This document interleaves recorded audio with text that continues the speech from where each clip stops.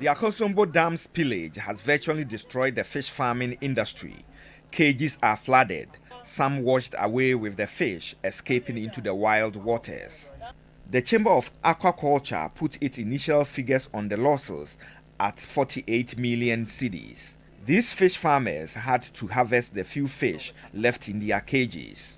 Goes in the night, we couldn't find them. I'm having 8 cages. We stock 8,000. The one we were able to get from the cage even doesn't reach 10,000. 1975.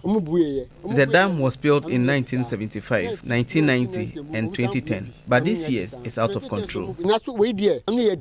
What goes into building a cage for fish farming speaks to the level of investment that have been washed away. The HDP cages, those are mostly not made in country. The materials are imported, the scale is so expensive. A cage can cost about $2,500 to $4,000 to build. The metal cage, even with a low quality metal frame, is about 350, 400 cedis for just one bar. You need about 8 to 16 of them to build just one cage. A drum costs about 350, 400 cedis, and you need 16 of those for one cage. If you lose your nets, that's even worse. A bale of net now is about 9,000, 10,000 cedis. For the aquaculture business on the Volta River, the entire value chain has been delinked. The Aquaculture Research and Development Center of the CSIR, stationed at Akosombo, was not spared. They had to salvage a few fish in order to reset the process. It took the center over a decade to come up with the Akosombo tilapia or strain.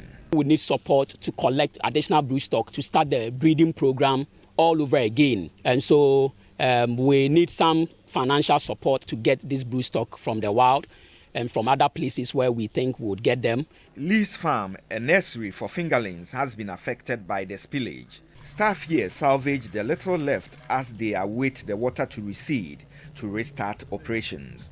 Both direct and indirect jobs will be negatively affected. Having talked about the havoc caused, I think going forward, farmers should be a bit proactive. You should be proactive by subscribing for aquaculture insurance. The kind of negative impact we are witnessing at the moment can be less. The impact goes beyond the farms. Demand and supply will be at play. We're going to witness some shortage of tilapia. And of course, once there is shortage, it means demand will be higher than what the industry can supply. So automatically prices are likely to go up, and unfortunately this is not what we want to witness, especially as the festive season approaches. From the fish farmers and the aquaculture chamber, it will take over 5 years for the business to fully bounce back on the Volta River. Eben Ajekumbuating, 3 Business.